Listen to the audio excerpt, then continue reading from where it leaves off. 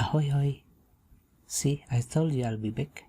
In this video, we will learn about technique of differentiation and also product and quotient rules. Let's go. The first rule is the simplest one.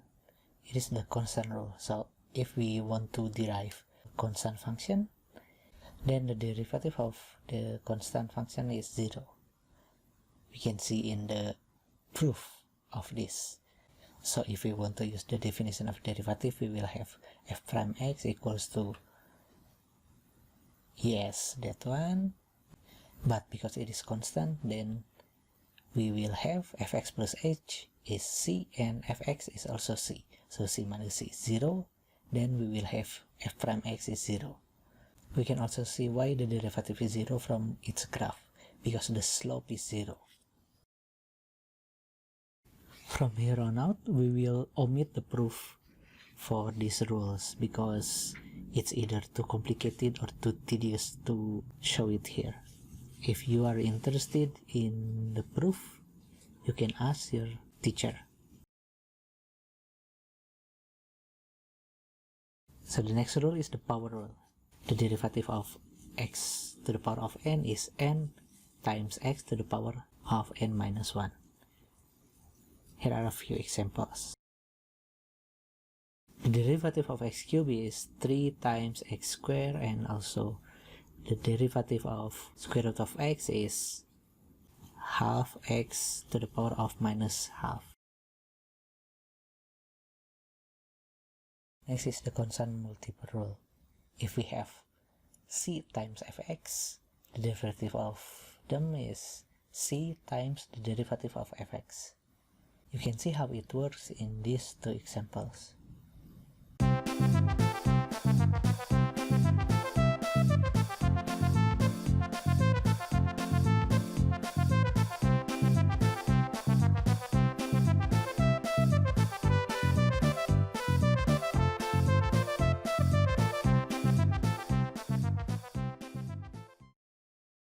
And the next one is the sum rule. Remember that subtraction can also be seen as a sum. So this will also true for the subtraction. So what is the sum rule? If we want to derive the sum of the functions, we can do it in any order.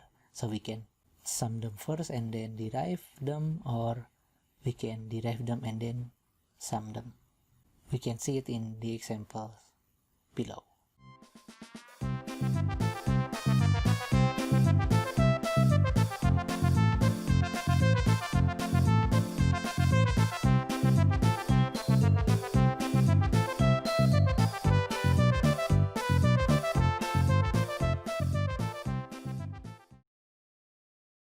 Before we continue to add some rules to derivative, let's go back to the beginning.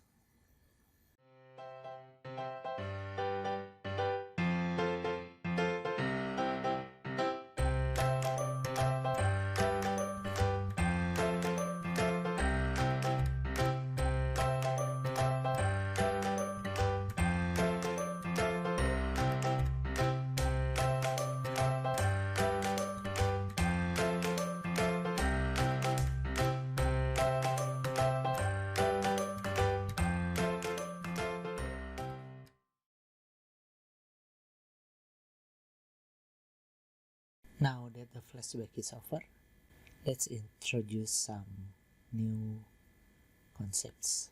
The first one is relative and percentage rates of change. So as you can see, relative rate of change is q prime x over qx, while the percentage rate of change is 100 q prime x per qx. We will talk more about this at the end of this chapter.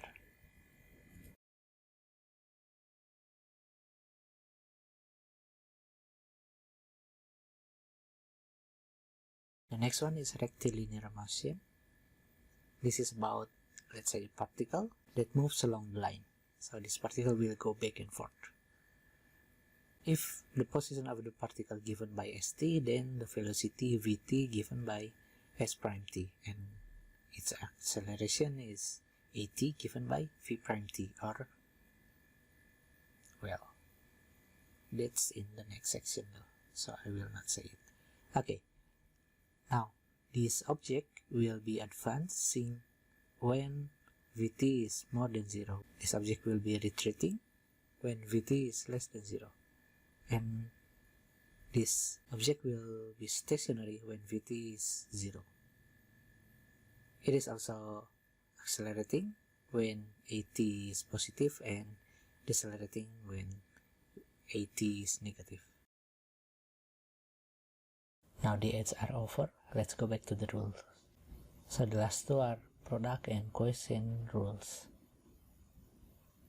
We will see that these rules are a bit different than the sum rule, because the product rules and quotient rule are a bit special.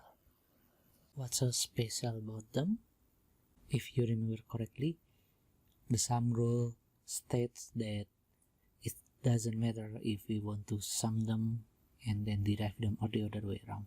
But here, it is a bit different. We can see from the examples below. If we derive them first, we will get different result than if we operate them first, whether it is a product or quotient. And here is the real product rule. You can see that it is much different than the sum rule. The derivative of fg is the derivative of g times f plus the derivative of f times g. We can see how the rule works in the example below.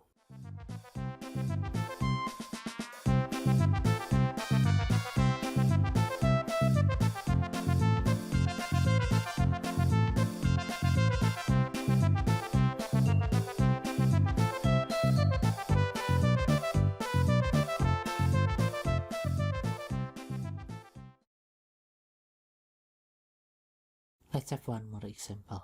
Why not? Oh, this time it will be a word problem. So let's say we have a manufacturer that produces XT 100 units and sold at a price of PT. We will try to find the revenue RT, and we will find after 4 months whether the revenue is increasing or decreasing at that time. We have the revenue is XT times PT.